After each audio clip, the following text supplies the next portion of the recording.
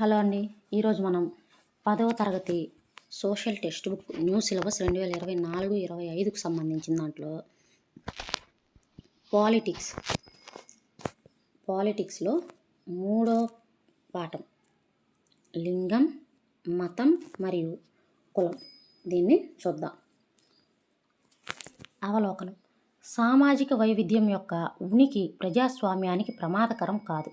ప్రజాస్వామ్య వ్యవస్థలో సామాజిక వైవిధ్యాల రాజకీయ వ్యక్తీకరణ సాధ్యం, చాలాసార్లు అవసరం కూడా. ఈ అధ్యాయంలో భారతదేశంలో ప్రజాస్వామ్య ఆచరణకు ఈ భావనలను అన్వయిద్దాం. ఇవి లింగ, మత, కులం ఆధారంగా ఏర్పడే సామాజిక విభేదాలు. ప్రతి సన్నివేశంలోనూ భారతదేశంలో ఈ విభజన స్వభావాన్ని, అది రాజకీయాలలో వ్యక్తం అయ్యే క్రమాన్ని మనం పరిశీలిద్దాం. ఈ విభజన ఆధారంగా స్పష్టమయ్యే వివిధ వ్యక్తీకరణలు ప్రజాస్వామ్యంలో శ్రేయస్కరమా కాదా అని కూడా ప్రశ్నిద్దాం.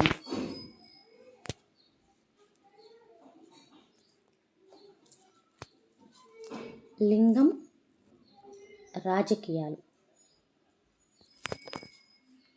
మనం లింగ విభజనతో ప్రారంభిద్దాం. ఇది ప్రతి చోట కనిపించే క్రమానుగత సామాజిక విభజన రూపం. కానీ రాజకీయాల అధ్యయనంలో దీనిని అరుదుగా గుర్తిస్తాం. లింగ విభజన సహజమైనది, మార్చరానిది అని భావిస్తుంటారు. ఏదేమైనా ఇది జైవికం కాదు, కానీ సామాజిక అంచనాలు, మూస పద్ధతులకు సంబంధించినది. లైంగికపరమైన శ్రమ విభజన. ఇంటి పని ఆ కుటుంబ మహిళ లేదా ఇంటి పనివారితో నిర్వహించబడే ఒక విధానం.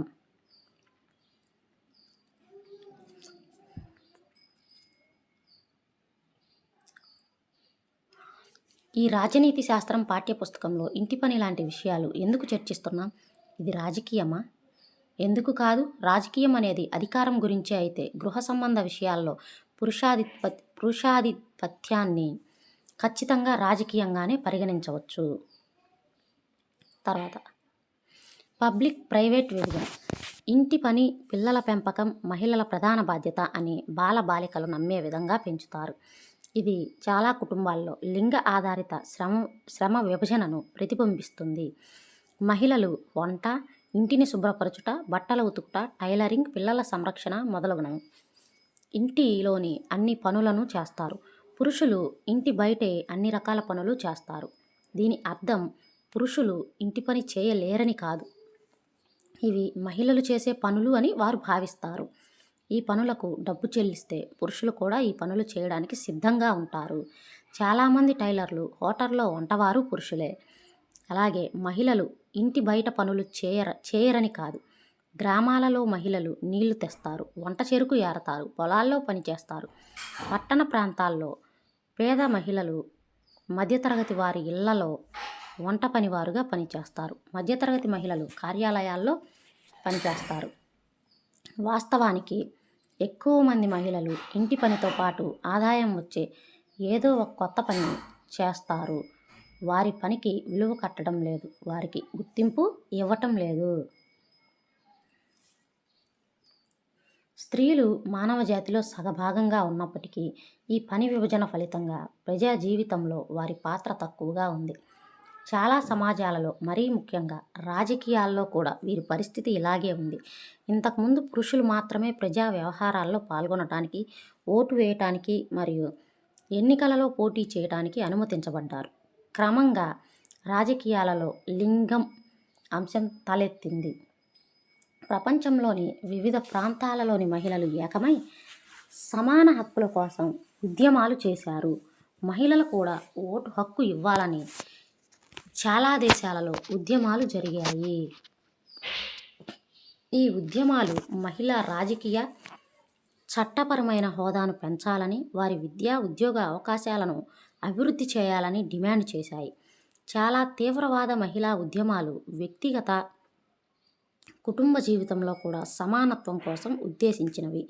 ఈ ఉద్యమాలను స్త్రీవాద ఉద్యమాలు అంటారు. లింగ విభజన గురించి రాజకీయ వ్యక్తీకరణ. ఈ అంశంపై రాజకీయ సమీకరణాలు ప్రజా జీవితంలో మహిళల పాత్రను మెరుగుపరచడానికి సహాయపడ్డాయి.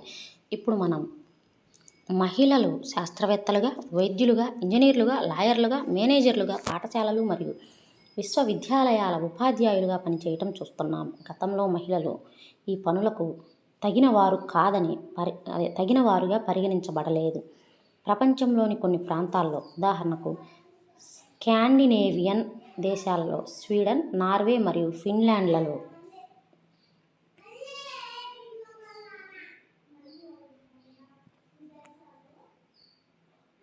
ప్రజా జీవితంలో మహిళా భాగస్వామ్యం చాలా ఎక్కువగా ఉంది. ఇక్కడ మనకు ఒకటి ఇచ్చాడు బొమ్మ, చూద్దాం. టీవీ సీరియల్ నిర్మాతల దృష్టిలో ఆదర్శ ప్రేక్షకురాలు, ఫ్యాషన్ పరిశ్రమకు ఆదర్శ సౌందర్యవతి, సమాజానికి ఆదర్శ గృహిణి, కాబోయే అత్తింటి వారికి ఆదర్శ పెళ్లి కుమార్తె, ఉద్యోగ యజమానికి, పురుష ఉద్యోగులకు ఆదర్శ ఉద్యోగి. స్త్రీ పురుషులకు సమాన హక్కులు, అవకాశాలు ఉండాలని నమ్మే మహిళ లేక పురుషుడిని ఏమంటారంటే స్త్రీవాది అంటారు.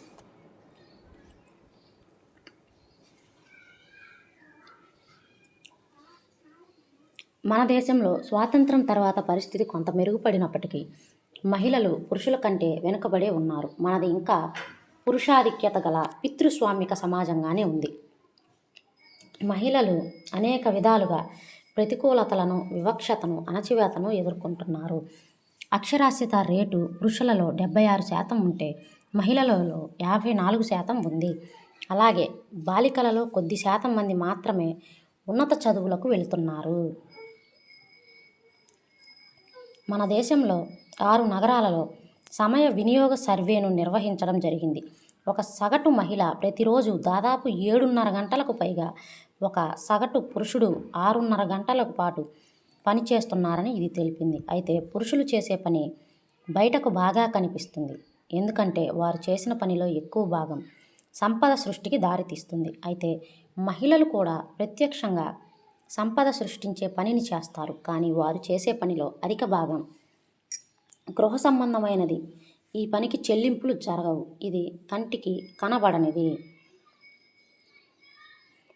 ఆదాయాన్ని పొందే పని పురుషులు 6 గంటలు, మహిళలు 2 గంటల 40 నిమిషాలు. ఇంటి పని పురుషులు 30 నిమిషాలు, మహిళలు 5 గంటలు. సంభాషణ, కబుర్లు పురుషులు 1:25 నిమిషాలు, మహిళలు 1:20 నిమిషాలు.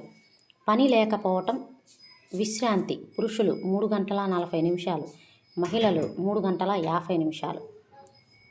నిద్ర, స్వీయ సంరక్షణ, పఠనం మొదలైనవి పురుషులు 12 గంటల 25 నిమిషాలు, స్త్రీలు 11 గంటల 10 నిమిషాలు. మీరు మీ ఇంటిలో కూడా ఇటువంటి సమయ వినియోగ సర్వేను నిర్వహించండి. వారం రోజుల పాటు కుటుంబంలోని వయోజన స్త్రీ పురుష సభ్యులను అందరినీ పరిశీలించండి అనేది ఇది విద్యార్థుల కృత్యం. తర్వాత పాఠశాల ప్రగతిని పరిశీలిస్తే బాలికల ప్రగతి బాలురతో సమానంగా ఉంది. కొన్ని ప్రాంతాలలో అంత మెరుగ్గా ఉండకపోవచ్చు, కానీ బాలికలు మధ్యలోనే బడి మానేస్తున్నారు. తల్లిదండ్రులు కుమారుడు కుమార్తెల చదువు కోసం సమానంగా ఖర్చు పెట్టకుండా కుమారుల విద్యకు ఖర్చు పెట్టడానికి ప్రాధాన్యత ఇవ్వడమే దీనికి కారణం. అధిక జీతాలు పొందే ఉన్నత స్థాయి ఉద్యోగాలలో స్త్రీలు ఇంకా తక్కువ సంఖ్యలో ఉన్నారు అనడం ఆశ్చర్యం కలిగించే విషయమేమీ కాదు. సగటున ఒక భారతీయ మహిళ పురుషుని కంటే రోజుకు 1 గంట అధికంగా పనిచేస్తుంది. అయినప్పటికీ ఆమె చేసే చాలా పనికి ఏ విధమైన చెల్లింపు లేదు, కాబట్టి ఆమె పనిని వెలకట్టడం లేదు. సమాన వేతన చట్టం 1976 ప్రకారం సమానమైన పనికి సమానమైన వేతనాన్ని చెల్లించాలి. అయినప్పటికీ అటు సినిమాల నుండి కర్మాగారాలు మరియు పొలం పనుల వరకు గల దాదాపు అన్ని రకాల పనులు ఇద్దరూ ఒకే పని చేస్తున్నప్పటికీ మహిళలకు పురుషుల కంటే తక్కువే చెల్లిస్తున్నారు. భారతదేశంలో చాలా భాగాలలో తల్లిదండ్రులు కుమారులు కావాలని కోరుకుంటారు. జన్మించకముందే ఆడ శిశువులను గర్భస్రావం చేయించడానికి మార్గాలను అన్వేషిస్తారు. అటువంటి లింగాధారిత గర్భస్రావాలు దేశంలో బాలల లింగ నిష్పత్తి క్షీణతకు దారితీస్తుంది. దేశంలోని బాలబాలికల లింగ నిష్పత్తి ప్రతి 1000 మంది మగ శిశువులకు గల ఆడపిల్లల సంఖ్య 919గా మాత్రమే ఉంది. 1000 మంది మగపిల్లలకి 919 మంది ఆడపిల్లలు ఉన్నారు.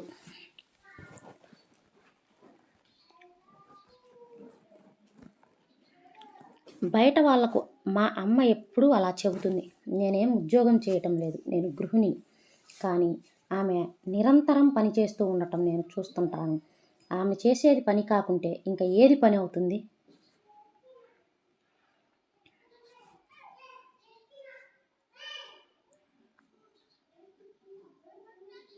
చూడండి, ఇక్కడ మ్యాప్లో రాష్ట్రాలు ఇచ్చాడు.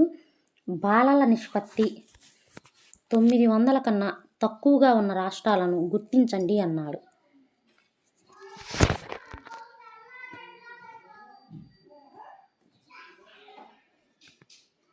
951 కన్నా ఎక్కువ ఉన్న రాష్ట్రాలు ఏమిటి అంటే కేరళ, ఛత్తీస్గఢ్, పశ్చిమ బెంగాల్, మేఘాలయ, అస్సాం, అరుణాచల్ ప్రదేశ్, త్రిపుర, మిజోరాం. ఇవి 926 నుంచి 950 వరకు ఉన్న రాష్ట్రాలు ఏంటంటే కర్ణాటక, ఆంధ్రప్రదేశ్, తమిళనాడు, ఒడిస్సా, జార్ఖండ్, బీహార్, మణిపూర్, నాగాల్యాండ్.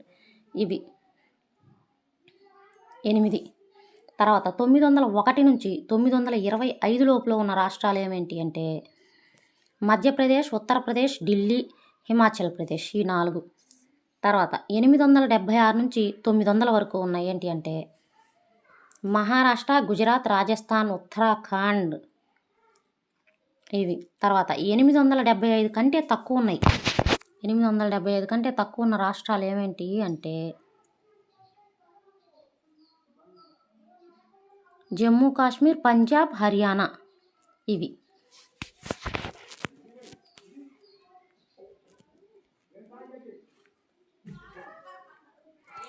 ఈ నిష్పత్తి కొన్ని రాష్ట్రాల్లో 850 లేదా 800 కంటే తక్కువగా ఉన్నట్లు పటం సూచిస్తుంది.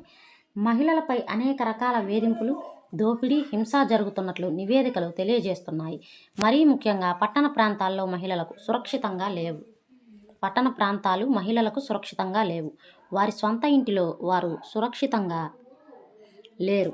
కొట్టబడటం, హింసకు లోను కావటం మరియు ఇతర రకాల గృహహింసకు లోనవుతున్నారు. మహిళల రాజకీయ ప్రాతినిధ్యం. ఇది అందరికీ తెలిసిందే. అయినప్పటికీ మహిళల సంక్షేమం మరియు వారికి సంబంధించిన ఇతర అంశాలపై తగిన శ్రద్ధ చూపటం లేదు. మహిళలకు అధికారం ఇస్తే తప్ప వారి సమస్యలపై తగిన శ్రద్ధ చూపటం జరగదని చాలామంది స్త్రీవాదులతో పాటు మహిళా ఉద్యమాలు నిర్ణయానికి వచ్చాయి. ఇది జరగాలంటే ఎక్కువ మంది మహిళలు ఎన్నికైన ప్రజాప్రతినిధులుగా ఉండాలి. భారతదేశంలో చట్టసభలలో మహిళల నిష్పత్తి చాలా తక్కువగా ఉంది. ఉదాహరణకు లోక్సభకు ఎన్నికైన మహిళా సభ్యుల మొత్తం సభ్యుల సంఖ్య 14.36% చేరుకోవడం అన్నది మొట్టమొదటిసారిగా 2019లో జరిగింది. అంటే 2019లో లోక్సభకు ఎన్నికైన మహిళా సభ్యుల శాతం ఎంత? చూడండి, 2019లో లోక్సభకు ఎన్నికైన మహిళా సభ్యుల మొత్తం సభ్యులలో మహిళా సభ్యుల శాతం ఎంత అంటే 14.36%. రాష్ట్ర శాసనసభలలో వారి వాటా 5% కంటే తక్కువగా ఉంది. ఈ విషయంలో భారతదేశం ప్రపంచంలో అట్టడుగు దేశాల సమూహంలో ఉంది. చూడండి, ప్రపంచంలోని వివిధ ప్రాంతాల్లో జాతీయ పార్లమెంట్లలో మహిళలు నార్డిక్ దేశాలు 42.3% ఉన్నాయి. అమెరికా దేశాలు 29.5% ఉన్నాయి. యూరోప్ దేశాల్లో మహిళల శాతం 26.4%. వాళ్ళ పార్లమెంట్లలో మహిళల శాతం. ఆఫ్రికాలో ఉపసహారా ప్రాంతంలో 23.7%. ఆసియాలో 19.8%. అరబ్ దేశాల్లో 18.6%. పసిఫిక్లో 15.6%. భారతదేశంలో 11.8%.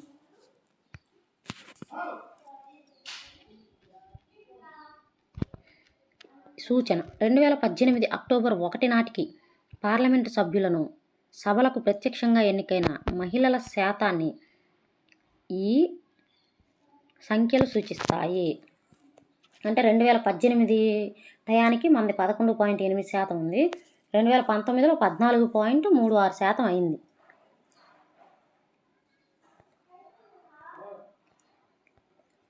ఆఫ్రికా మరియు లాటిన్ అమెరికాలో చాలా అభివృద్ధి చెందుతున్న దేశాలు సగటు కంటే భారతదేశం వెనకబడి ఉంది. ప్రభుత్వంలో ఒక మహిళ ముఖ్యమంత్రి లేదా ప్రధానమంత్రి హోదాలో ఉన్నప్పటికీ క్యాబినెట్లు ఎక్కువగా పురుషులతో నిండి ఉంటాయి. ఈ సమస్యను పరిష్కరించడానికి ఒక మార్గం ఏమిటంటే చట్టసభలలో మహిళలు సరైన నిష్పత్తిలో ఉండేలా చట్టం తేవడం. భారతదేశంలో పంచాయతీరాజ్ ఇదే పనిని చేసింది. స్థానిక ప్రభుత్వ సంస్థలైన పంచాయతీలు, మున్సిపాలిటీలలో 1/3 సీట్లు మహిళలకు కేటాయించబడ్డాయి. గ్రామీణ, పట్టణ, స్థానిక సంస్థలలో ప్రస్తుతం 10 లక్షలకు పైగా ఎన్నికైన మహిళలు ప్రజాప్రతినిధులుగా ఉన్నారు. అదే రకంగా కనీసం 1/3 సీట్లు లోక్సభలోనూ, రాష్ట్ర అసెంబ్లీలోనూ మహిళలకు కేటాయించాలని మహిళా సంఘాలు, కార్యకర్తలు కోరుతున్నాయి. దశాబ్ద కాలానికి పైగా ఈ ప్రతిపాదనతో కూడిన బిల్లు పార్లమెంటు ఆమోదం కోసం నిలిచి ఉంది. అయితే రాజకీయ పార్టీలన్నింటి మధ్య దీనిపై ఏకాభిప్రాయం లేదు. బిల్లు ఆమోదం పొందలేదు. సామాజిక విభజన ఏదో ఒక రూపంలో రాజకీయంలో వ్యక్తీకరించవలసిన అవసరం ఉంది అనటానికి లింగ విభజన ఒక ఉదాహరణ. సామాజిక విభజనలు రాజకీయ సమస్యలుగా మారినప్పుడు వెనకబడిన సమూహాలు లాభపడతాయని కూడా ఇది చూపుతుంది.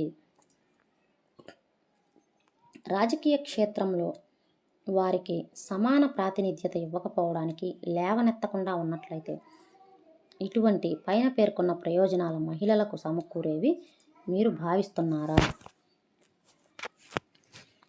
కులతత్వం, మతతత్వాలు చెడ్డవి అయితే స్త్రీవాదం మంచిదెలా అవుతుంది? సమాజాన్ని విభజించే కులం, మతం లేదా లింగంలలో దేని ఆధారంగానైనా సమాజం విభజించబడితే మనం దానిని ఎందుకు వ్యతిరేకించం?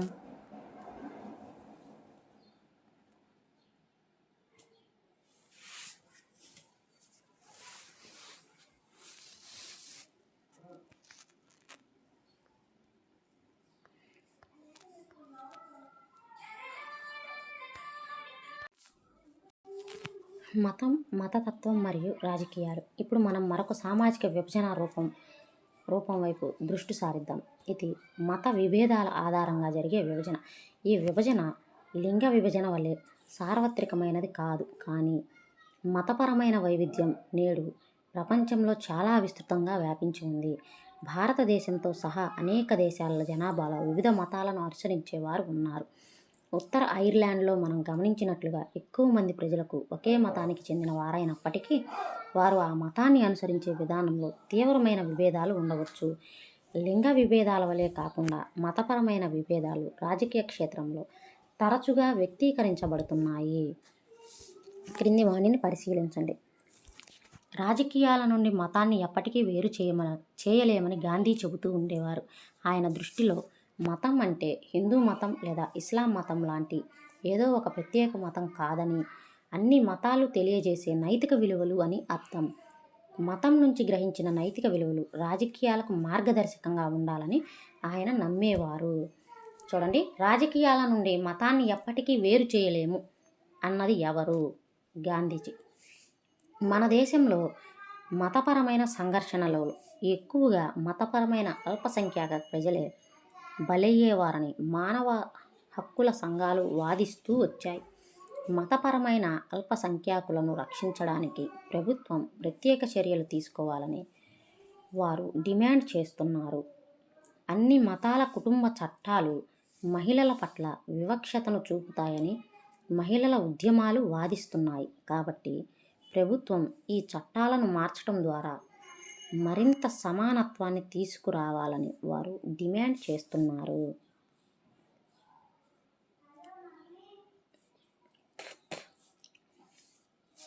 ఈ ఉదంతాలన్నీ మతం రాజకీయాలకు మధ్య గల సంబంధాలకు సంబంధించినవి, కానీ అవి చాలా తప్పుగాను ప్రమాదకరమైనవిగాను అనిపించవు.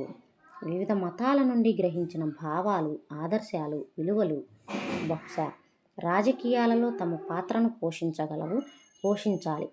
ఒక మతపరమైన సమూహంలో సభ్యులుగా వారి అవసరాలను, ఆసక్తులను, డిమాండ్లను రాజకీయాల్లో ప్రజలు వ్యక్తీకరించగలగాలి. రాజకీయ అధికారంలో ఉన్నవారు వివక్షను, అణచివేతను నిరోధించటానికి కొన్నిసార్లు మతాచరణను నియంత్రించవలసి ఉంటుంది.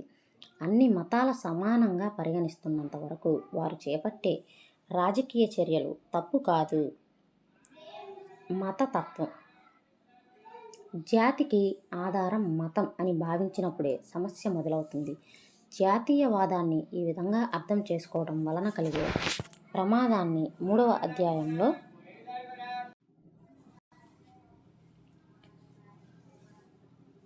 ఉత్తర ఐర్లాండ్ ఉదాహరణ తెలుపుతుంది. ఒక మతాన్ని, దాని అనునయాలను ఇతరులకు పోటీగా నిలబెట్టినప్పుడు, మతాన్ని రాజకీయాలలో ప్రత్యేకమైన పక్షపాత ధోరణితో వ్యక్తీకరించినప్పుడు ఈ సమస్య మరింత తీవ్రతరం అవుతుంది.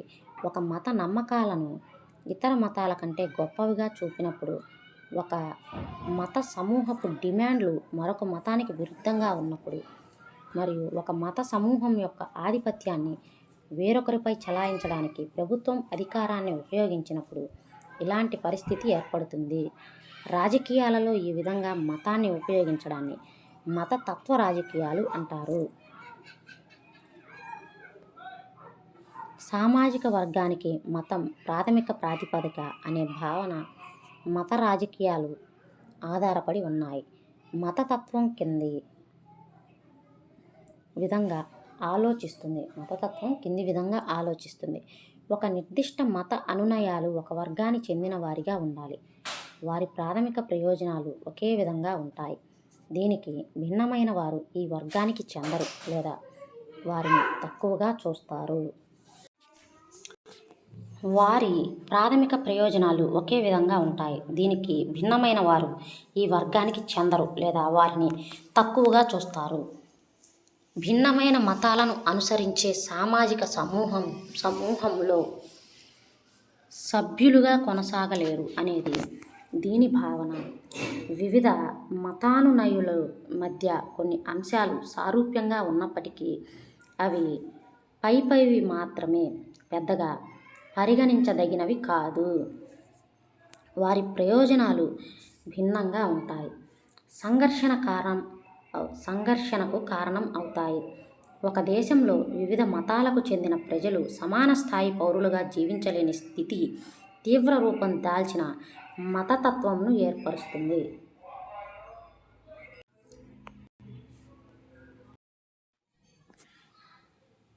చూడండి, ఒక దేశంలోని ప్రజలు సమానంగా జీవించలేని స్థితికి చేరారు అంటే దానికి కారణం ఏంటంటే తీవ్ర రూపం దాల్చిన మతతత్వం. వాటిలో ఒకటి మిగిలిన మతాలపై ఆధిపత్యాన్ని అయినా చలాయించాలి లేదా వేరే దేశాలుగానైనా విడిపోవాలి అనేది వాటిలో ఒకటన్నమాట. ఈ నమ్మకం ప్రాథమికంగా లోపభూయిష్టమైనది. ఒక మతానికి చెందిన ప్రజలకు ప్రతి సందర్భంలోనూ ఒకే రకమైన ప్రయోజనాలు, ఆసక్తులు ఉండవు. ప్రతి ఒక్కరికి వివిధ పాత్రలు, స్థాయిలు, గుర్తింపులు ఉంటాయి. ప్రతి సమూహంలోనూ చాలా అభిప్రాయాలు ఉంటాయి. ఈ అన్నింటినీ వినవలసిన అవసరం ఉంది. ఒక మతానికి చెందిన అనుయాయులందరినీ ఆ మతంతో సంబంధం లేని అంశాల ఆధారంగా ఒక చోట చేర్చి ఏ ప్రయత్నమైనా ఆ సమూహంలో అనేక భిన్నాభిప్రాయాలను అణచివేస్తుంది. మతతత్వం రాజకీయాల్లో అనేక రూపాలను తీసుకోవచ్చు. మతతత్వం యొక్క అత్యంత సాధారణ వ్యక్తీకరణ రోజువారీ నమ్మకాలలో ఉంటుంది. మత విద్వేషాలు, మత సమూహాల మూస పద్ధతులు, ఒక మతం ఇతర మతాల కంటే గొప్పదనే నమ్మకం వంటి భావాలు నిరంతరం వ్యక్తమవుతూ ఉంటాయి. మనకు ఈ భావాలపై నమ్మకం ఉన్నప్పటికీ వీటిని గుర్తించడంలో మనం చాలాసార్లు విఫలం కావడం అతి సాధారణ విషయం. తన మత సమూహం రాజకీయ ఆధిపత్యాన్ని చెలాయించాలని మతతత్వ మనస్తత్వం తరచుగా ఆంక్షిస్తూ ఉంటుంది. ఇది అధిక సంఖ్యాకుల సమూహం విషయంలో ఆధిపత్య రూపాన్ని సంతరించుకుంటుంది. అల్పసంఖ్యాక సమూహం ఒక ప్రత్యేక రాజకీయ వర్గంగా ఏర్పడాలనే కోరికకు ఇది దారితీయవచ్చు. ఎక్కువ మంది ఏ మతానికి చెందిన వాళ్ళు ఉంటే వాళ్ళేమో ఇతరుల మీద ఆధిపత్యాన్ని చలాయిస్తారు. కొంచెం మంది సభ్యులు ఉంటారు కదా, ఆ మతస్థులేమో వీళ్ళతో మనకెందుకు, మన వరకు మనం ఒక వర్గంగా ఏర్పడదాము అనే ఆలోచన వాళ్ళకి వచ్చే అవకాశం ఉంది. తరచుగా వ్యక్తమయ్యే మతతత్వం యొక్క మరొక రూపం మతం ఆధారంగా రాజకీయ సమీకరణ చేయటం. రాజకీయ క్షేత్రంలో ఒక మతం తన మత అనుయాయులను ఒక దగ్గరకు చేర్చుకోవడానికి ఆ మతానికి చెందిన పవిత్ర చిహ్నాలు, మత పెద్దలను వాడటం, భావోద్వేగాలను పెంచటం, భయాన్ని ప్రేరేపించటం వంటి అంశాలను ఉపయోగించటం జరుగుతుంది. ఎన్నికల రాజకీయాలలో ఇతర మతస్థుల కంటే తన మత ఓటర్లు ఆసక్తి లేదా భావోద్వేగాలు చాలాసార్లు ప్రాధాన్యతనివ్వటం జరుగుతుంది. కొన్నిసార్లు మతతత్వం అనేది హింస, కల్లోలాలు, సామూహిక హత్యలు వంటి అత్యంత వికృత రూపాన్ని సంతరించుకుంటుంది. దేశ విభజన సమయంలో భారత్, పాకిస్తాన్లు కొన్ని భయంకరమైన మత కల్లోలాలకు లోనయ్యాయి. స్వాతంత్రానంతరం కొన్ని సందర్భాల్లో పెద్ద ఎత్తున మత హింస చోటు చేసుకుంది. లౌకిక రాజ్యం మన దేశంలో మతతత్వం ప్రజాస్వామ్యానికి ప్రధాన సవాళ్లలో ఒకటిగా ఉండేది మరియు ఉంటూ వస్తున్నది. రాజ్యాంగ నిర్మాతలకు ఈ సవాళ్ళను గురించి అవగాహన ఉంది. అందుకే వారు లౌకిక రాజ్య నమూనాను ఎంపిక చేశారు. గత సంవత్సరం మనం అధ్యయనం చేసిన అనేక రాజ్యాంగ నిబంధనల్లో ఇది ప్రతిబింబించింది. భారతదేశానికి ఒక అధికార మతం అంటూ లేదు. కుటుంబ చట్టాలు, వివాహం, విడాకులు, దత్తత, వారసత్వం మొదలైన కుటుంబ సంబంధిత చట్టాలు. మన దేశంలో వివిధ మతానుయాయులకు వేర్వేరు కుటుంబ చట్టాలు వర్తిస్తాయి. శ్రీలంకలో బౌద్ధ మతం, పాకిస్తాన్లో ఇస్లాం మతం, ఇంగ్లాండ్లో క్రైస్తవ మతాలు ఆయా దేశాలు ప్రాముఖ్యత ఇస్తున్నట్లుగా మన రాజ్యాంగం ఏ మతానికి ప్రత్యేక హోదా ఇవ్వదు. రాజ్యాంగం అందరు వ్యక్తులకు, సమూహాలకు తమ మతాన్ని బోధించడానికి, ఆచరించడానికి, ప్రచారం చేసుకోవడానికి మరియు ఏ మతాన్ని ఆచరించకుండా ఉండటాన్ని కూడా స్వేచ్ఛనిస్తుంది. మత ప్రాతిపదికన వివక్షత చూపడాన్ని రాజ్యాంగం నిషేధిస్తుంది. అదే సమయంలో మత సంబంధ విషయాలలో మత సమూహాలలో సమానత్వాన్ని పెంపొందించడానికి రాజ్యం జోక్యం చేసుకోవడాన్ని రాజ్యాంగం అనుమతిస్తుంది. ఉదాహరణకు, ఇది అంటరానితనాన్ని నిషేధిస్తుంది. ఈ కోణంలో అర్థం చేసుకుంటే లౌకికవాదం అనేది కేవలం కొన్ని పార్టీలకు, కొందరు వ్యక్తుల భావజాలం కాదు. ఈ భావన మన దేశ పునాదులలో ఒకటి. మతతత్వాన్ని భారతదేశంలోని కొంతమంది ప్రజలు ముప్పుకు సంబంధించినగా చూడరాదు. ఇది భారతదేశ భావనకే ప్రమాదకరం. కాబట్టి దీనిని ఎదుర్కోవలసిన అవసరం ఉంది. దీనికి మనకున్న లాంటి లౌకిక రాజ్యాంగం అవసరం. మన మతతత్వాన్ని ఎదుర్కోవడానికి ఇది మాత్రమే సరిపోదు. దైనందిన జీవితంలో మతతత్వ పక్షపాతం, ప్రచారాలను ఎదుర్కోవాల్సిన అవసరం ఉంది. రాజకీయ రంగంలో మత ప్రాతిపదికన జరిగే సమీకరణలను కూడా ఎదుర్కోవాల్సిన అవసరం ఉంది. కులం, రాజకీయాలు. రాజకీయ రంగంలో సామాజిక విభజనల వ్యక్తీకరణకు సంబంధించి 2 ఉదాంతాలను మనం చూసాం. అందులో ఒకటి పూర్తిగా సానుకూలమైనది, ఇంకొకటి చాలా ప్రతికూలమైనది. మనం కులం రాజకీయం అనే చివరి అంకానికి వద్దాం. వీటికి సానుకూల, ప్రతికూల అంశాలు 2 ఉన్నాయి. కుల అసమానతలు.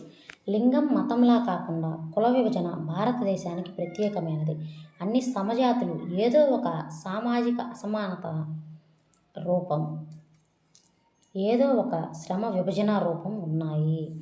చాలా సమాజాల్లో వృత్తులను ఒక తరం నుంచి మరొక తరానికి అందజేస్తారు. కుల వ్యవస్థ దీనిని తీవ్రమైన రూపం. ఈ వ్యవస్థలో వంశపారంపర్య వృత్తి విభజనకు ఆచారాల సమర్థన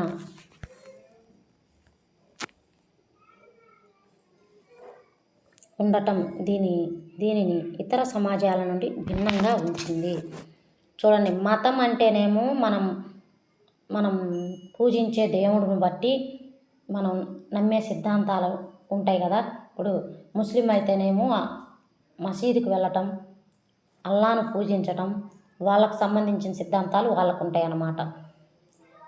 క్రైస్తవుడైతే చర్చికి వెళ్ళడం, ఇలా వాళ్ళకు సంబంధించిన సిద్ధాంతాలు వాళ్ళకు ఉంటాయి. హిందూ అయితే గుడికి వెళ్ళటం, వాళ్ళ పెళ్ళిళ్ళు ఒక రకంగా ఉంటాయి, వీళ్ళ పెళ్ళిళ్ళు ఒక రకంగా ఉంటాయి. ఆ క్రైస్తవులు వాళ్ళు పెళ్ళిళ్ళు చేసే విధానం ఒక రకంగా ఉంటుంది. ఇది మతానికి సంబంధించింది. మరి కులం అంటే ఏమిటి? కులం అంటే ఇప్పుడు మన తాత, వాళ్ళ తాత వాళ్ళు ఒక పని చేసుకొని బతికారు.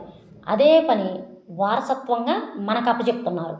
మా తాత మా నాన్నకి, మా నాన్న నాకు, నేను నా పిల్లలకి. ఇట్లా కుండలు చేస్తే ఆ కుండలు చేయటం, చెప్పులు కుడితే చెప్పులు కుట్టడం, లేకపోతే బంగారం తయారు చేస్తే బంగారం తయారు చేయటం, ఇవన్నీ తరాలు మారుతూ వస్తున్నాయి అన్నమాట. తరాలు మారినా సరే ఆ పనిని వాళ్ళు భావి తరాలకి అందిస్తున్నారు.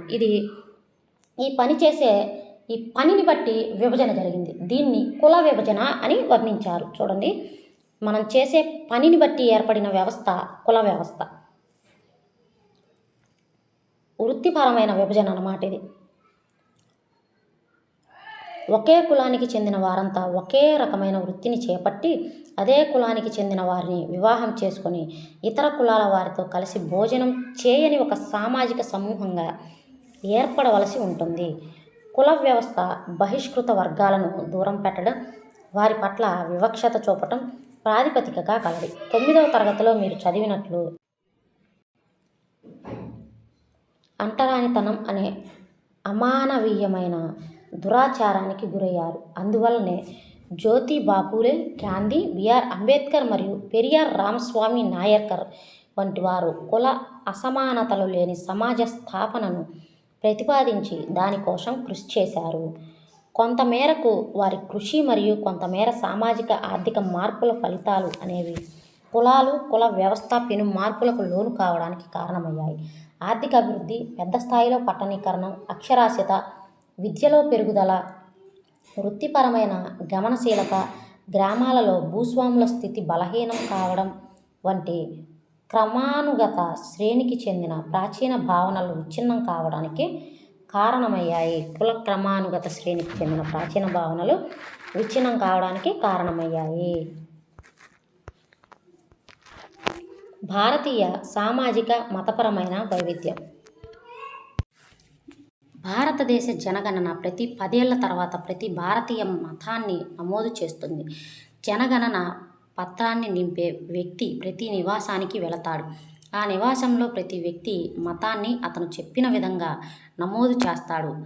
ఎవరైనా తనకు ఏ మతము లేదని లేదా తాను నాస్తికుడనని చెబితే ఆ విధంగానే నమోదు చేస్తాడు. ఆ విధంగా దేశంలోని వివిధ మత సమూహాల నిష్పత్తి, కాలక్రమంలో అది మారిన విధానం గురించి నమ్మకమైన సమాచారం మన దగ్గర ఉంది. కింద కనబడుతున్న పై చార్టు భారతదేశంలో గల 6 ప్రధాన మత సమూహాల జనాభా నిష్పత్తిని తెలియజేస్తుంది. స్వాతంత్రం వచ్చినప్పటి నుండి ప్రతి సమూహపు మొత్తం జనాభా బాగా పెరిగింది, కానీ దేశ జనాభాలో వారి నిష్పత్తి పెద్దగా మారలేదు. శాతం ప్రకారం చూస్తే హిందువులు, జైనులు, క్రైస్తవులు జనాభా 1961 నుంచి స్వల్పంగా తగ్గింది. ముస్లింలు, సిక్కులు, బౌద్ధుల జనాభా కొద్దిగా పెరిగింది.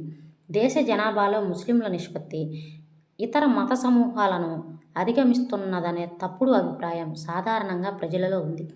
ప్రధానమంత్రి అత్యున్నత స్థాయి కమిటీ సచార్ కమిటీలో నిపుణుల అంచనా ప్రకారం రాబోయే 50 సంవత్సరాలలో ముస్లింల నిష్పత్తి 3 నుండి 4% వరకు పెరగవచ్చని తెలియజేస్తుంది.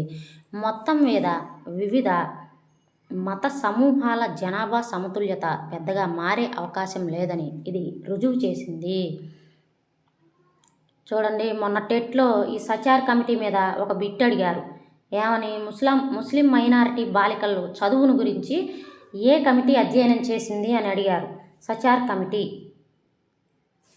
గుర్తుపెట్టుకోవాలి ఇలాంటివన్నీ. ప్రధాన కుల సమూహాల పరిస్థితి ఇంతే.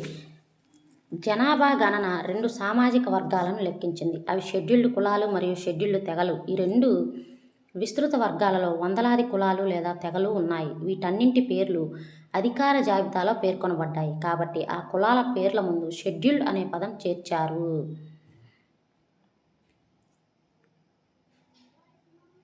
షెడ్యూల్డ్ కులాల వారు సాధారణంగా దళితులుగా పిలువబడతారు. హిందూ సామాజిక వ్యవస్థలో గతంలో బహిష్కృత వర్గాలుగా ఉన్నవారు, బహిష్కృతులు, అస్పృశ్యులుగా ఉన్నవారు ఈ జాబితాలో చేర్చబడ్డారు. చూడండి, షెడ్యూల్డ్ కులాలు అంటే ఏంటంటే వీళ్ళు హిందూ సామాజిక వ్యవస్థలోనే అంటే మన హిందూ దేవులనే పూజిస్తారు. కానీ వీళ్ళు మన హిందూ ఆచారాలని అంటే హిందువుల యొక్క ఆచారాలను పాటిస్తారు, హిందూ దేవుళ్ళని పూజిస్తారు. కానీ వీళ్ళని ఒకప్పుడు వెలియటము, వీళ్ళు అస్పృశ్యులు, అంటరాని వారు అని పిలువబడే వాళ్ళని ఈ షెడ్యూల్డ్ కులాల్లో చేర్చారు. సాధారణంగా కొండలలో, అడవులలో నివసిస్తూ ఏకాంత జీవితం గడుపుతూ మిగిలిన సమాజంతో అంతగా కలవని వారు ఆదివాసులుగా పిలువబడే వాళ్ళు షెడ్యూల్డ్ తెగలు. చూడండి, అడవుల్లో, కొండల్లో నివసించే వాళ్ళు గిరిజన తెగలు ఉంటారు కదా, వీళ్ళు జనాల్లో కలవరు అనమాట. మిగిలిన ప్రపంచంలో మిగిలిన జనాభాలో వీళ్ళు కలవరు. వాళ్ళ బతికేదో వాళ్ళు ఇంకా అక్కడే అడవిలోనే బతుకుతారు. కానీ యువతలకు వస్తే వాళ్ళు బతకలేరు. అట్లాంటి వాళ్ళని షెడ్యూల్డ్ తెగల్లో చేర్చారు. 2011 దేశ జనాభాలో షెడ్యూల్డ్ కులాల వారు 16.6%, షెడ్యూల్డ్ తెగల వారు 8.6% ఉన్నారు. 9వ తరగతిలో మనం చర్చించిన ఇతర వెనుకబడిన వర్గాలు ఇంకా జనగణనలో లెక్కించలేదు. అందువల్ల దేశ జనాభాలో వారి నిష్పత్తికి సంబంధించి కొన్ని తేడాలు ఉన్నాయి. 2004-05 జాతీయ నమూనా సర్వే అంచనాల ప్రకారం వారి జనాభా సుమారు 41%గా ఉంటుంది. కాబట్టి ఎస్సీ, ఎస్టీ మరియు ఓబీసీలు కలిసి దేశ జనాభాలో సుమారు 3/2 మంది ఉంటారు. వీరు హిందూ జనాభాలో సుమారు 4/3. చూడండి, 2011 భారతదేశంలోని వివిధ మత సమూహాల జనాభా. హిందువులు 79.8% మంది, ముస్లింలు 14.2% మంది. 2011 జనాభా లెక్కలు. ఇంకంతే, ఆ తర్వాత జనాభా లెక్కలు జరగల. క్రిస్టియన్లు 2.3% మంది, సిక్కులు 1.7% మంది, ఇతరములు 2% మంది. ఈ ఇతరములలో ఉన్న వాళ్ళు ఎవరంటే బౌద్ధులు 0.7, జైనులు 0.4, ఏదైనా ఇతర మతాలు ఏదైనా సరే మత విశ్వాసాలు ఉన్నవారు 0.7% మంది, మతం పేరు చెప్పని వారు అంటే నేను నాస్తికుణ్ణి అని చెప్పిన వాళ్ళు 0.2% మంది. నా కులం ఏమిటో నేను లెక్క చేయను. ఈ పుస్తకంలో ఇవన్నీ ఎందుకు చర్చిస్తున్నారు? కులం గురించి మాట్లాడిన మనం కులతత్వాన్ని ప్రచారం చేయడం లేదా? నీకు ఇప్పుడు ఇది ఇష్టం లేదు, ఎక్కడైనా ఆధిపత్యం ఉంటే దీని గురించి మనం రాజనీతి శాస్త్రంలో చర్చిద్దామని నువ్వు నాకు చెప్పలేదా? దాని గురించి మనం నోరు మెదపకుండా ఉంటే అది సమస్య పోతుంది.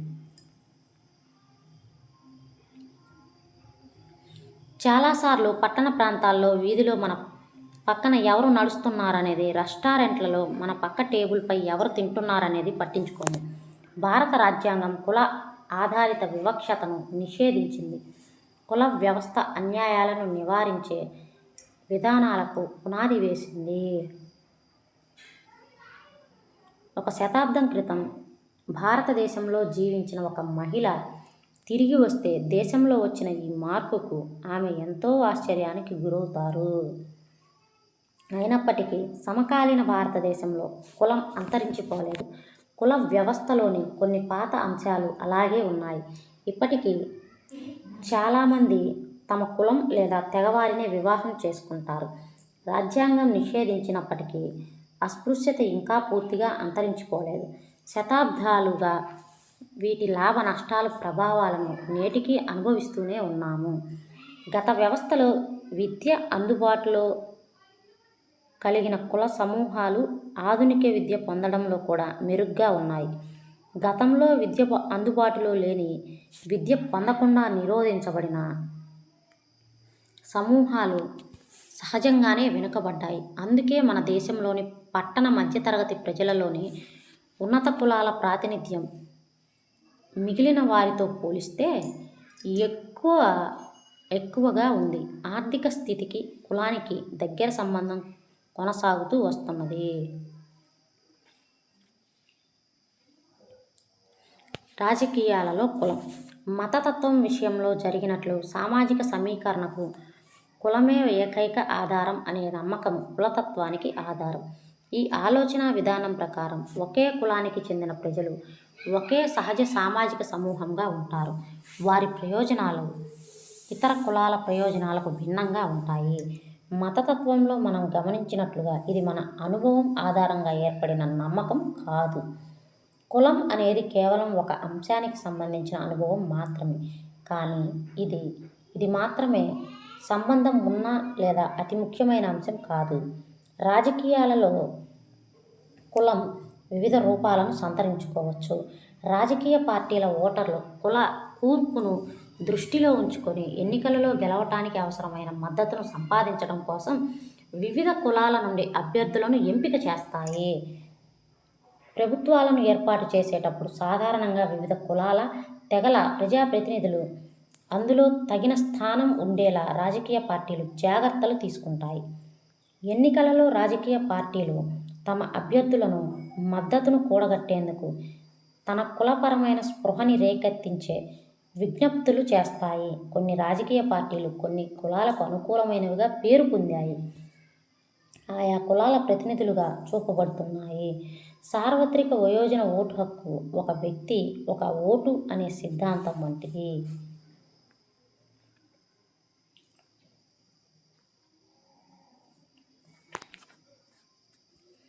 నేటి కుల అసమానత, ఆర్థిక అసమానతలకు కులం ఒక ప్రధాన మూలం. ఎందుకంటే ఇది వివిధ రకాల వనరులను, అందుబాటులను నియంత్రిస్తుంది. ఉదాహరణకు, గతంలో అస్పృశ్యులుగా భావించబడే కులాలు స్వంత భూమి కలిగి ఉండే హక్కు నిరాకరించబడింది.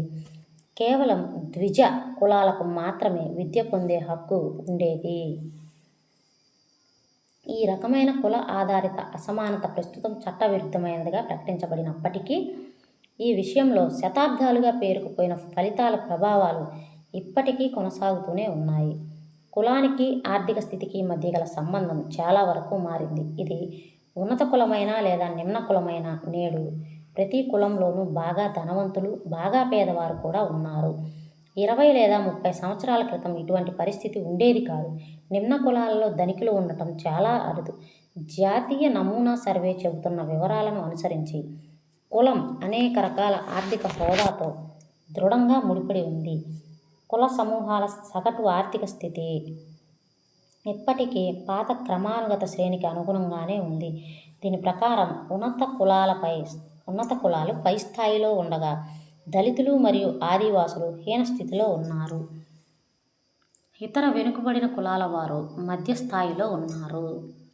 ప్రతి కులంలోనూ కొంతమంది పేదవారు ఉన్నప్పటికీ అత్యంత పేదరికంలో ఉన్నవారి నిష్పత్తి నిమ్న కులాల్లో చాలా ఎక్కువగా ఉంది. అగ్ర కులాల్లో చాలా తక్కువగా ఉంది. ఇది ఇతర వెనుకబడిన కులాల వారు మరల మధ్యస్థాయిలో ఉన్నారు. ప్రతి కులంలోనూ కొందరు ధనవంతులు ఉన్నప్పటికీ ఉన్నత కులాల్లో వారి సంఖ్య చాలా అధికంగా ఉంది. నిమ్న కులాల్లో వారి సంఖ్య చాలా తక్కువగా ఉంది. కులము, సామాజిక సమూహాలు 1999-2000 మధ్య దారిద్ర్య రేఖకు దిగువగా ఉన్న జనాభా శాతం. షెడ్యూల్డ్ తెగలు గ్రామీణ ప్రాంతాల్లో 45.8% దారిద్ర్యరేఖకు దిగువగా ఉన్నారు. పట్టణ ప్రాంతాల్లో 35.6% మంది ఉన్నారు. షెడ్యూల్డ్ కులాలు 35.9, గ్రామీణ ప్రాంతాల్లో, పట్టణ ప్రాంతాల్లో 38.3. ఇతర వెనుకబడిన తరగతులు గ్రామీణ ప్రాంతాల్లో 27, పట్టణ ప్రాంతాల్లో 29.5. ముస్లిం ఉన్నత కులాలు 26.8, పట్టణ ప్రాంతంలో 34.2. హిందూ ఉన్నత కులాలు గ్రామీణ ప్రాంతాల్లో 11.7, పట్టణ ప్రాంతాల్లో 9.9. క్రైస్తవ ఉన్నత కులాలు గ్రామీణ ప్రాంతాల్లో 9.6, పట్టణ ప్రాంతాల్లో 5.4. సిక్కు ఉన్నత కులాలు గ్రామీణ ప్రాంతాల్లో లేరు. పట్టణ ప్రాంతాల్లో 4.9% మంది దారిద్ర్యరేఖకు దిగువగా ఉన్నారు. ఇతర ఉన్నత కులాలు 16% మంది గ్రామీణ ప్రాంతాల్లో ఉంటే 2.7% మంది పట్టణ ప్రాంతాల్లో ఉన్నారు. అన్ని సమూహాలు 27.0% గ్రామీణ ప్రాంతాల్లో ఉంటే అన్ని సమూహాల్లో దారిద్ర్య రేఖకు కింద ఉన్న వాళ్ళు ఎంతమంది అంటే 27% మంది గ్రామీణ ప్రాంతాల్లో. పట్టణ ప్రాంతాల్లో అయితే 23.4% మంది. ఇక్కడ ఉన్నత కులం అంటే ఎస్సీ, ఎస్టీ, ఓబీసీకి చెందని వారు. దారిద్ర్య రేఖకు దిగువగా అంటే గ్రామీణ ప్రాంతంలో ఒక వ్యక్తి 327 లేదా అంతకంటే తక్కువ, పట్టణ ప్రాంతాల్లో నెలకు ఒక వ్యక్తి 454 లేదా అంతకంటే తక్కువ ఖర్చు చేసిన వారు అని అర్థం.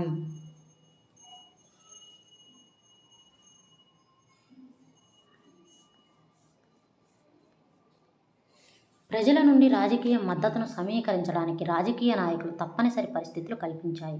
గతంలో హీనంగా తక్కువగా చూడబడిన కులాల ప్రజల్లో ఇది ఒక నూతన చైతన్యాన్ని తీసుకువచ్చింది.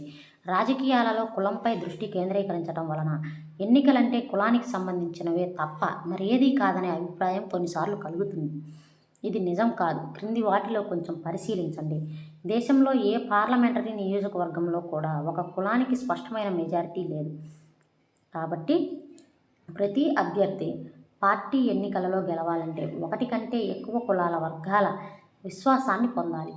ఏ ఒక్క పార్టీ ఒక కులం లేదా వర్గంలోని ఓటర్ల అందరి యొక్క సమర్థన ఉండదు. ఒక కులం ఒక పార్టీకి ఓటు బ్యాంకు అని ప్రజలు అన్నప్పుడు సాధారణంగా అది ఆ కులానికి చెందిన ఓటర్లలో ఎక్కువ మంది ఆ పార్టీకి ఓటు వేస్తారని అర్థం. అనేక రాజకీయ పార్టీలు ఒకే కులం నుండి అభ్యర్థులను నిలబెట్టవచ్చు. ఆ నిర్దిష్ట నియోజకవర్గంలో ఓటర్ల అధిక సంఖ్యలో ఆ కులానికి సంబంధించిన వారే అని భావించినప్పుడు కొంతమంది ఓటర్లు వారి కులం నుండి ఒకరి కంటే ఎక్కువ మంది అభ్యర్థులు ఉండవచ్చు. అదే సమయంలో చాలామంది ఓటర్లు వారి కులం నుంచి అసలు అభ్యర్థులు లేకపోవచ్చు. మన దేశంలో అధికార పార్టీతో పాటు ప్రస్తుతం కొనసాగుతున్న ఎంపీ, ఎమ్మెల్యే తరచుగా ఎన్నికల్లో ఓడిపోతూ ఉంటారు. అన్ని కులాలు, వర్గాలు ఒక రాజకీయ పార్టీకే కట్టుబడి ఉంటే ఇలా జరగదు. కాబట్టి ఎన్నికల రాజకీయాల్లో కుల ప్రమేయం ఉన్నప్పటికీ దానితో పాటు అనేక ఇతర అంశాలు కూడా ముఖ్య పాత్ర పోషిస్తాయి. ఓటర్లకు రాజకీయ పార్టీలో బలమైన అనుబంధం ఉంటుంది. చాలాసార్లు వారి కులం లేదా వర్గంతో వారికి గల అనుబంధం కంటే ఇది బలంగా ఉంటుంది. ఒకే కులం లేదా వర్గంలోని ప్రజలు వారి ఆర్థిక పరిస్థితులను అనుసరించి విభిన్న అభిరుచులు ఉండవచ్చు. చాలాసార్లు ధనిక, బీద, స్త్రీ, పురుషులు భిన్న విధాలుగా ఓటు వేస్తారు. ప్రభుత్వ పనితీరుపై ప్రజల అంచనాలు, నాయకులు జనాదరణ కొలమానంగా కూడా ప్రధాన పాత్ర వహిస్తాయి. అవి చాలాసార్లు ఎన్నికలలో నిర్ణయాత్మక పాత్రను పోషిస్తాయి. రాజకీయాలలో కులం పాత్రను గురించి ఇప్పటి వరకు పరిశీలించాం. అంటే కులానికి రాజకీయాలకు మధ్య ఏకదిశ సంబంధం ఉంటుందని దీని అర్థం కాదు. కుల వ్యవస్థను, కుల గుర్తింపును రాజకీయ క్షేత్రంలోకి తీసుకురావటం ద్వారా రాజకీయాలు కూడా కులాన్ని ప్రభావితం చేస్తాయి. ఈ విధమైన రాజకీయాలు కులమయం కావటమే కాదు, కులం కూడా రాజకీయమయం అవుతుంది.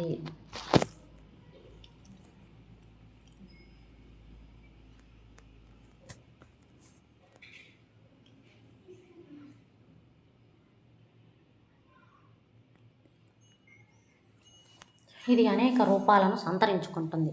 ఇప్పటి వరకు వేరుగా ఉంచబడిన సమీప కులాలు, ఉపకులాలు తమలో కలుపుకోవడం ద్వారా ప్రతి కులం సమూహం ఇంకా పెద్దది కావడానికి ప్రయత్నం చేస్తుంది. వివిధ కుల వర్గాలు ఇతర కులాలు సమూహాలతో సంకీర్ణం కావాల్సిన అవసరం వస్తుంది. ఈ విధంగా వారితో చర్చలు, సంప్రదింపులు జరుపుతారు. వెనుకబడిన మరియు ఉన్నత కుల వర్గాల వంటి నూతన కుల సమూహాలు రాజకీయ క్షేత్రంలోకి వచ్చాయి. ఈ విధంగా కుల రాజకీయాల్లో విభిన్న రకాల పాత్రను పోషిస్తున్నది. కొన్ని సందర్భాలలో రాజకీయాల్లో కుల విభేదాలను వ్యతిరేకించడం ద్వారా చాలా వెనుకబడిన వర్గాలకు అధికారంలో భాగస్వామ్యం కావాలని డిమాండ్ చేయడానికి అవకాశం దొరుకుతుంది. ఈ విధంగా కుల రాజకీయాలు దళితులు, ఓబీసీ కులాల ప్రజలకు నిర్ణయీకరణలో మెరుగైన అవకాశాలు పొందడానికి సహాయపడతాయి. అనేక రాజకీయేతర సంస్థల్లో కొన్ని కులాల ఎడల వివక్షత సమసిపోవాలని, మరింత గౌరవం, భూమి వనరులను అందుబాటులోకి తేవాలని, అవకాశాలను కల్పించాలని డిమాండ్ చేస్తూ ఆందోళనలు నిర్వహిస్తున్నాయి. అదే సమయంలో కులంపై ప్రత్యేక దృష్టి సారించడం ప్రతికూల ఫలితాలు కూడా అందిస్తుంది. మతం విషయంలో మాదిరిగానే కేవలం కుల ప్రాతిపదికపై ఆధారపడి రాజకీయ ప్రజాస్వామ్యం అంత మంచివి కావు. ఇది పేదరికం, అభివృద్ధి, అవినీతి వంటి ప్రాధాన్యత అంశాల నుండి దృష్టిని మరల్చవచ్చు. కొన్ని సందర్భాలలో కుల విభజనకు, ఉద్రిక్తతలు, సంఘర్షణలే కాక హింసకు కూడా దారితీస్తుంది. తప్పు చేసింది మీరు. చూడండి ఇక్కడ కొందరు పరాయి దేశాలకు వెళతారు, వారి భాష నేర్చుకుంటారు, వారి వేషం వేసుకుంటారు, వారి సొంత దేశాన్ని మర్చిపోతారు. వారికి నా వందనాలు. ఎవరో మర్చిపోరు. శతాబ్దాలుగా బాధలను అనుభవిస్తున్నప్పటికీ ఎవరూ మారరు. అలాంటి కపటులను నేను అడుగుతున్నాను, అస్పృశ్యత అంటే ఏమిటి అని ఎవరైనా మిమ్మల్ని అడిగితే ఏమంటారు? అది భగవంతునిలా శాశ్వతమైనదా? అస్పృశ్యుడు అంటే ఎవరు? అతడు ఎలా ఉంటాడు? కుష్టు వ్యాధిగ్రస్తునిలా ఉంటాడా? లేదా ప్రవక్త శత్రువులా ఉంటాడా? మత వ్యతిరేకిలా, పాపిలా, వ్యభిచారిలా లేదా నాస్తికునిలా ఉంటాడా? నాకు చెప్పండి. మీ సమాధానం ఎలా ఉంటుంది? సందేహించకుండా సమాధానమిస్తారా? నేను అస్పృశ్యుడిని, అందుకే నేను చెబుతాను.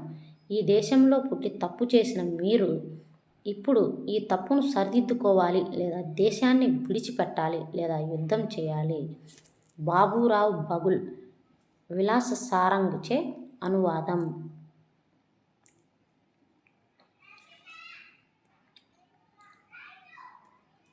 మనం లింగ విభజనను గురించి మాట్లాడేటప్పుడు సాధారణంగా వీటిని ప్రస్తావిస్తాం. స్త్రీ పురుషుల మధ్య జైవిక భేదాలు, స్త్రీ పురుషులకు సమాజం నిర్దేశించిన అసమాన పాత్రలు, బాలల అసమాన లింగ నిష్పత్తి, ప్రజాస్వామ్యంలో మహిళలకు ఓటు హక్కు లేకపోవడం.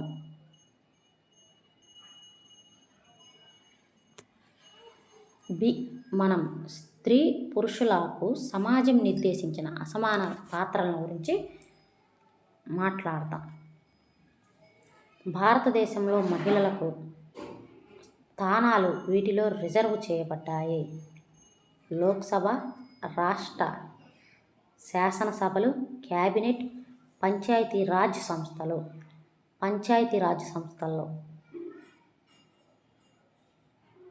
మతతత్వ రాజకీయాలు అనే అర్థంలో ఈ క్రింది వాక్యాలను పరిశీలించండి. మతతత్వ రాజకీయాలు ఈ క్రింది నమ్మకాల ఆధారంగా ఉంటాయి. ఒక మతం మిగిలిన ఇతర మతాల కంటే గొప్పది. వివిధ మతాలకు చెందిన ప్రజలు సమాన పౌరులుగా కలిసిమెలిసి జీవించవచ్చు. ఒక నిర్దిష్ట మత అనునయులంతా ఒక సమూహం. ఒక మత సమూహ ఆధిపత్యాన్ని ఇతరులపై చెలాయించడానికి రాజ్యాధికారాన్ని ఉపయోగించరాదు.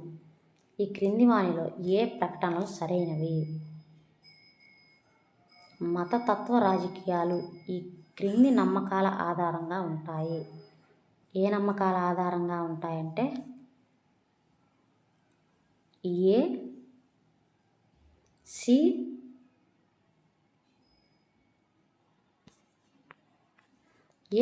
అంతే. Answer option C. రాజ్యాంగం. భారత రాజ్యాంగం గురించి క్రింది ప్రకటనలలో సరికానివి ఏవి? మత ఆధారిత వివక్షతను నిషేధిస్తుంది. ఒకే మతానికి అధికార హోదాను కల్పిస్తుంది. వ్యక్తులందరికీ తమ మతాన్ని బోధించే స్వేచ్ఛను కల్పిస్తుంది. మత సమూహాలలో గల పౌరుల సమానత్వానికి హామీని ఇస్తుంది. వీటిల్లో సరికానిది ఏది అన్నాడు. మత ఆధారిత వివక్షను నిషేధిస్తుంది.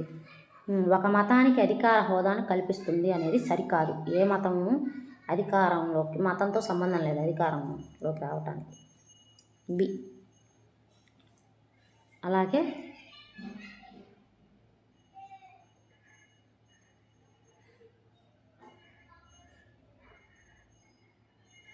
మత సమూహాలలో గల పౌరుల సమానత్వానికి హామీ ఇస్తుంది. దేశంలో పౌరులందరికీ సమానత్వ హామీ ఇస్తుంది కానీ మత సమూహాల్లో గల పౌరులకు సమానత్వ హామీ ఇస్తుందనేది కూడా కాదు. డాష్ ఆధారంగా జరిగే సామాజిక విభజనలు భారతదేశానికి సంబంధించి ప్రత్యేకమైనవి. దేని ఆధారంగా జరిగే సామాజిక విభజనలు?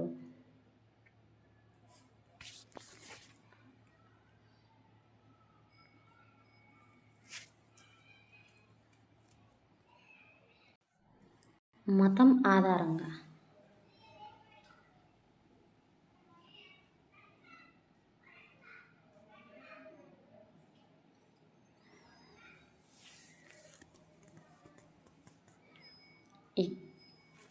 స్త్రీ పురుషులకు సమాన హక్కులు అవకాశాలను ఉండాలని విశ్వసించే వ్యక్తి.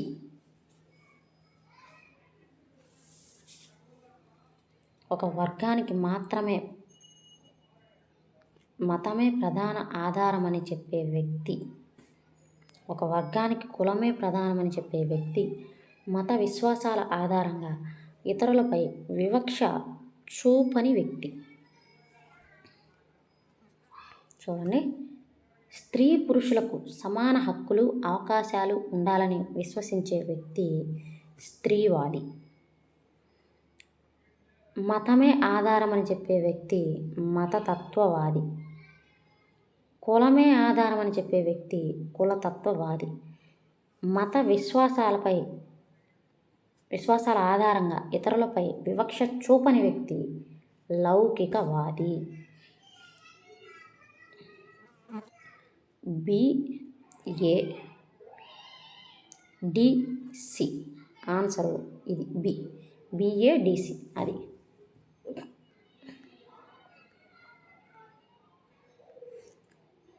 ఇది ఈరోజు పాఠం. Thank you for watching. Video నచ్చినట్లయితే లైక్ చేయండి, షేర్ చేయండి, అలాగే మన ఛానల్ని సబ్స్క్రైబ్ చేసుకోండి.